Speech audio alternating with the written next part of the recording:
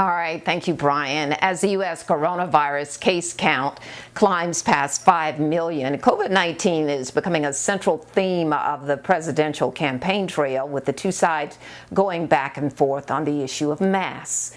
Aixa Diaz is in our Washington bureau with more on the issue. Mask wearing is once again being debated. Joe Biden thinks it should be mandatory. President Trump does not.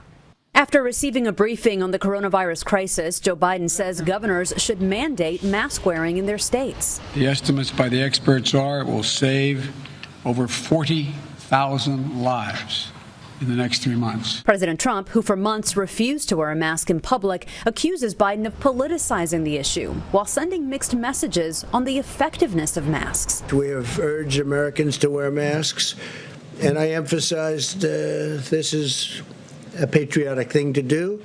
Maybe they're great, and maybe they're just good, maybe they're not so good. But doctors and public health experts say masks and social distancing are the best ways to prevent the spread of COVID-19. On the vaccine front, the president says we're getting close. 3 vaccines are in the final stage of clinical trials. They're doing really well. There may be some grand gestures offered by the current president about a vaccine, but it really doesn't matter until you can answer the question, when am I going to get vaccinated?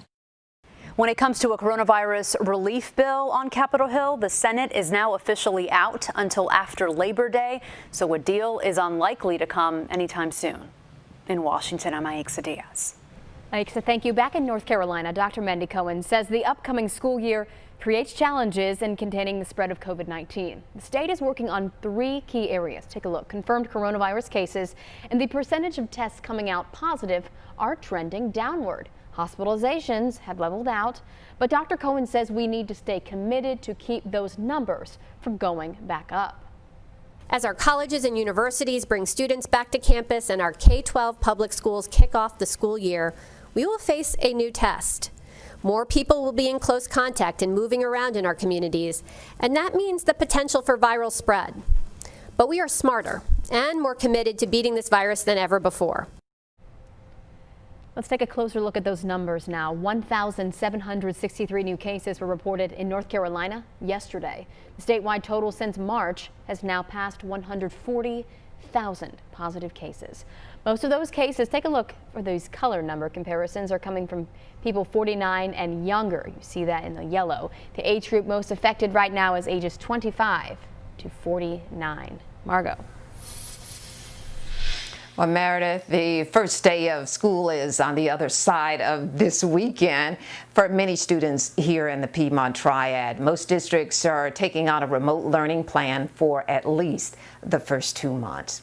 And today, those of you in Clemens can buy face shields for parents and children. There will be a drive-through sale set up on the Holder Road side from 10 o'clock this morning until 2 o'clock this afternoon. The face shields cost $10 each, and $1 from each shield sold is being donated to cancer services.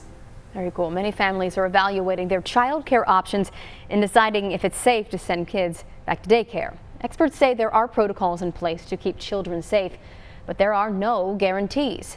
Susan Perry, a 25-year veteran of early childhood development, says the state has inspectors visiting child care centers, making sure those protocols are being followed. There is some risk always associated with being in group settings. You really want to try to mitigate that risk. We know there's a tremendous amount now of emerging evidence about the effectiveness of wearing those face coverings. The state has set up a hotline for those of you looking for a licensed child care facility in your neighborhood. It's the number on your screen. Take a picture if you need to. 1-888-600-1685. Margot. Well, the World Health Organization and UNICEF say more than 800 million children are not able to adequately wash their hands at school. Most of the children are in Northern Africa and Western Asia. It may even be harder to protect children from the coronavirus. The WHO and UNICEF have launched the global initiative Hand Hygiene for All. The goal of the campaign is to increase hand hygiene. Well, it is first-year move-in day at Elon University, and some students are protesting the return to campus. These are pictures from the Elon News Network there. Students held up signs and even sheets on the Mosley front lawn yesterday and held what they called a die-in. Now, Wake Forest University is canceling some of its fall events because of concerns over the pandemic. Homecoming and family events will not happen this year. An in-person commencement ceremony for the class of 2020 that was scheduled for May is scheduled for May of next spring instead of October of this year. Margot. Well, listen up. Winston-Salem's police department is giving away school supplies today. They'll be at 5 different locations around the city. Those locations and start times you can see right there on your screen. The giveaway is first come, first serve.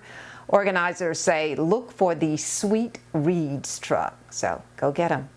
This school year will definitely be unique in many ways, but we're here to help your families start off strong. We'll have team coverage of the first day of class starting at 4:30 Monday morning. Find out what you need to know about remote learning options for working parents in the Triad and how to help your children develop good mental health habits.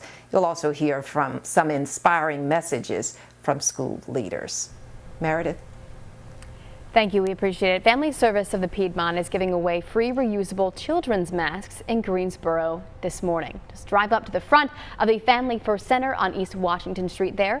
The group plans to be out there from 11 this morning until 1 this afternoon, so you have about 3 hours to go. And if people were maybe